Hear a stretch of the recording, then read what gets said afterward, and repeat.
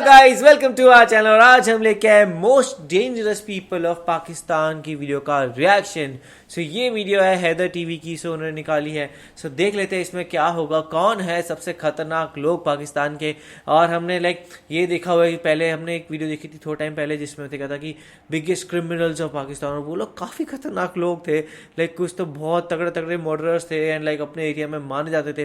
पर अभी करंटली कौन है, एक तो हमने देखा है खोकर फैमिली है, वो बहुत उनका नाम सुना हुआ है बहुत बार, शायद वो इस बार भी आए। सो देखते हैं उनका नाम है कि नहीं, और अभी इनका क्या रुतबा है और क्या इनका अभी भी वो वर्चस्व है कि नहीं। और हमने एक फैमिली ऐसी भी देखी थी, मतलब कि जो बहुत ज़्यादा लड़ने लगी थी, और लड़ते लड़ते उन्होंने अपने दोनों ने एक दूसरे की तबाही कर दी थी। तो मुझे नाम नहीं याद उस फैमिली का, लेकिन मोस्टली ऑब्वियस सी बात है कि अगर डेंजरस बोल रखा है तो ऐसा ही होगा कि इन्होंने क्राइम बहुत ज़्यादा किए होंगे, या फिर मतलब लोगों को मारा वारा होगा, या फिर वो बहुत ज़्यादा अमीर है इसी वजह से वो डेंजरस होएंगे। लेकिन हम लोगों ने जैसे पिछले मतलब एक दो वीडियोस देखी है, तो उसमें ना उससे हमारा पॉइंट ऑफ व्यू बिल्कुल चेंज हो गया था। क्योंकि मुझे तो ऐसे लगता था मतलब अगर ऐसे लोग हैं तो ऑब्वियसली बात है वो बहुत गंदे हो गए ये वो। लेकिन उसमें से कुछ ऐसे लोग भी थे जो बहुत ज़्यादा डोनेशन देते थे, जिन्होंने मतलब कि बहुत ज़्यादा जिन्होंने हॉस्पिटल्स खोल रखे थे। तो मैं उसको देखकर काफ़ी ज़्यादा शॉक हो गई थी। तो इसमें देखते हैं आज की कौन पाकिस्तान के डेंजरस लोग में आते हैं। तो देखते हैं वीडियो कैसा होगा। वही देख लेते हैं कैसा होगा, तो आप भी देखो हम भी देखते हैं। Let's start. अस्सलामुअलैकुम दोस्तों, मेरा नाम है वकास हैदर और आप देख रहे हैं हैदर टीवी। दोस्तों, क्या आप जानते हैं कि पाकिस्तान में एक गुंडा ऐसा है जिसने 1000 लोग भेजकर एक एमएनए को अगवा कर लिया था। और क्या आपको पता है कि विहाड़ी के एक गुंडे ने पुलिस स्टेशन में घुसकर वहां मौजूद तमाम पुलिस वालों को मार दिया था। और क्या हो अगर एक क्रिमिनल मुल्क के वजीर आला को मौत की धमकी देना शुरू कर दे। प्राइम मिनिस्टर में मैं आपको पाकिस्तान के सबसे खतरनाक और पावरफुल क्रिमिनल्स के बारे में बताने जा रहा हूं। तो शुरू करते हैं अपना काउंटडाउन। सदाकत गुज्जर। दोस्तों, सदाकत गुज्जर एक क्रिमिनल था जिसका ताल्लुक पंजाब के इलाके विहाड़ी से था। ये कहानी 1995 में शुरू हुई थी, जब 1995 में सदाकत के वालिद ने पंजाब पुलिस के एक एसपी खुरम को अपनी 10 मरले जमीन सेल की। तो उस एसपी ने सदाकत के वालिद को पैसे देने की बजाय इन पर फेक केसेस बनाकर जेल में तशद्दुद करके कत्ल कर दिया। सिर्फ इतना ही नहीं, बल्कि जब सदाकत का छोटा भाई अपने बाप से मिलने के लिए जेल में गया तो एसपी खुरम ने उसे भी कत्ल कर दिया। अपने भाई और वालिद की मौत के बाद सदाकत ने पुलिस से बदला लेने के लिए जुर्म का रास्ता इख्तियार कर लिया। 2 साल के अंदर ये बंदा सदाकत से काला गुजर बन गया था और इसने बदला लेने के लिए एसपी खुरम के घर में घुसकर इसे और इसके भाइयों सबको कत्ल कर दिया। इस खतरनाक जुर्रत के बाद गवर्नमेंट ने इसके सर पर 50 लाख रुपए का इनाम रख दिया। लेकिन आप बिलीव नहीं करेंगे कि पुलिस से डर कर भागने की बजाय ये बंदा उस पुलिस स्टेशन में घुस गया जहां इसके वालिद और भाई को कत्ल किया गया था। असल में एसपी खुरम के अलावा उस थाने में जो एसएचओ और पुलिस वाले मौजूद थे वो भी इसके बाप और भाई के कातिल थे।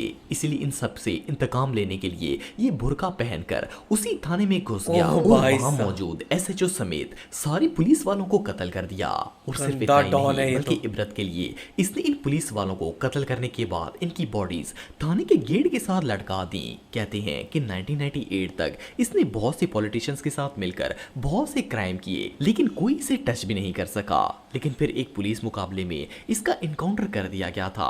एनीवे जो भी हो, उस दौर में हर पुलिस वाले के दिल में इसका खौफ जरूर हुआ करता था। चौधरी नादर गुज्जर। दोस्तों, नादर गुज्जर इस वक्त के सबसे खतरनाक और पावरफुल लोगों में से एक है। इसका ताल्लुक कसूर से है। ये बेसिकली एक अमीर घराने से ताल्लुक रखता था।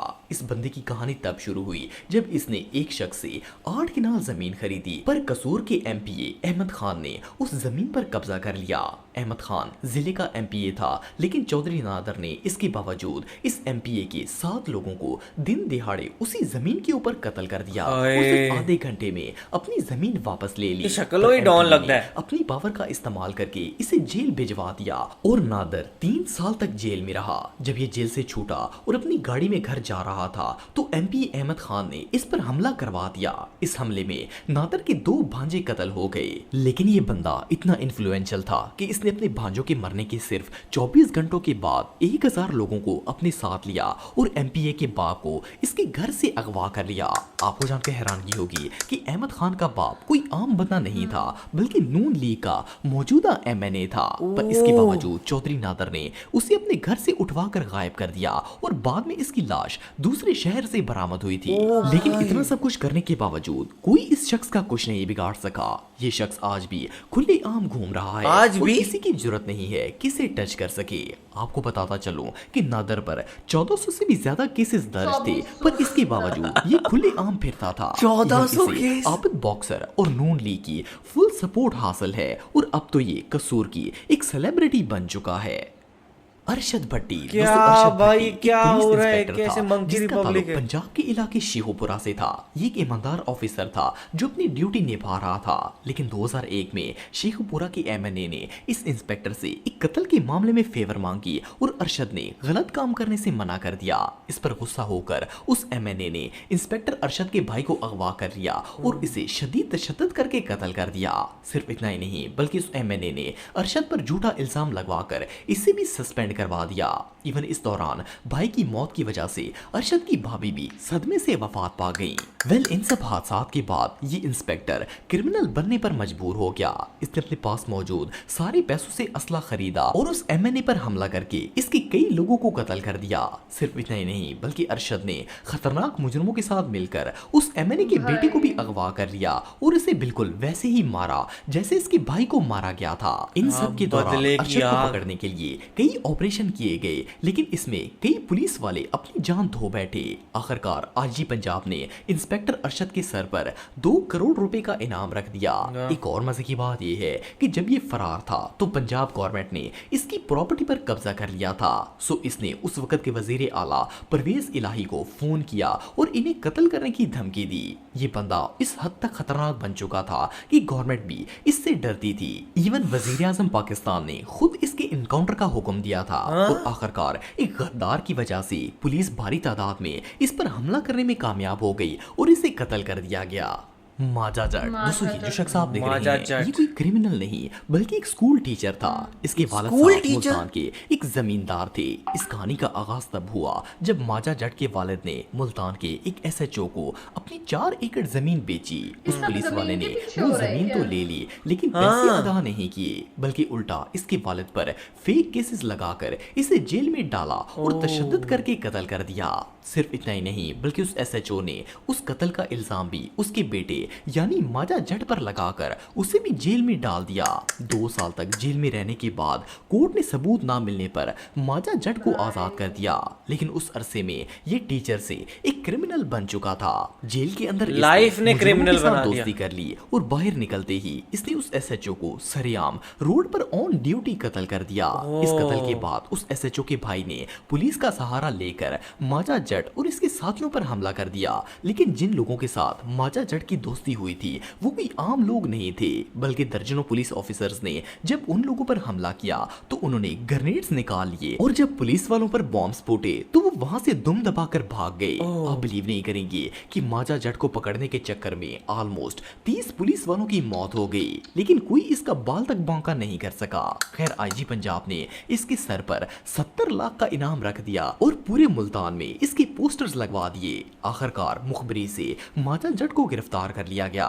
जब इसे गिरफ्तार किया गया तो डीएसपी ने इसे मारना शुरू कर दिया। माजा जट को उस डीएसपी पर इतना गुस्सा आया कि इसने पास मौजूद हवलदार से बंदूक छीनी और डीएसपी को सबके सामने कत्ल कर दिया। इस पर पूरी पुलिस फोर्स ने इस पर ओपन फायरिंग शुरू कर दी और सैकड़ों गोलियां मारकर इसे कत्ल कर दिया। एनीवेज क्रिमिनल की स्टोरी वाकई में बहुत शॉकिंग थी। कितना खतरनाक मेहर निकला दिलावर यार। अराइन। दोस्तों दिलावर एक ऐसा शख्स था जिसने 14-15 साल की उम्र में ही जुर्म का रास्ता इख्तियार कर लिया 14 था। साल। इसका ताल्लुक मुल्तान से था। असल में मुल्तान के एक सियासी ग्रुप ने इसके बड़े भाइयों को कत्ल कर दिया था क्योंकि इसकी फैमिली ने उन पॉलिटिशियंस को अपनी जमीन बेचने से इनकार कर दिया सबका था। जमीन से ही दिलावर लेना उस देना वक्त है। छोटा था, सही लेकिन में। इसने उस वक्त पुलिस में जाकर एफआईआर दर्ज करवाने की कोशिश की, पर पुलिस वाले एमएनए और एमपीए से मिले हुए थे और इन्होंने कोई एक्शन नहीं लिया। इसके बाद दिलावर ने जुर्म का रास्ता इख्तियार कर लिया और इवन ये इतना निडर था कि इसने डीएसपी का घर भी लूट लिया और 4 पुलिस वालों को भी कत्ल कत्ल कर दिया। इसके बाद दिलावर ने उस एमएनए का पता लगवाया जिसने इसके भाई को मारा था। जब उस एमएनए के बेटी की शादी हो रही थी तो दिलावर अपना बदला लेने के लिए वहां पर पहुंच गया और इसने उस पॉलिटिशियन और इसके बेटे दोनों को मार दिया। इस वाक़े के बाद पूरा मुल्तान इससे डरने लगा और इसका राज शुरू हो गया।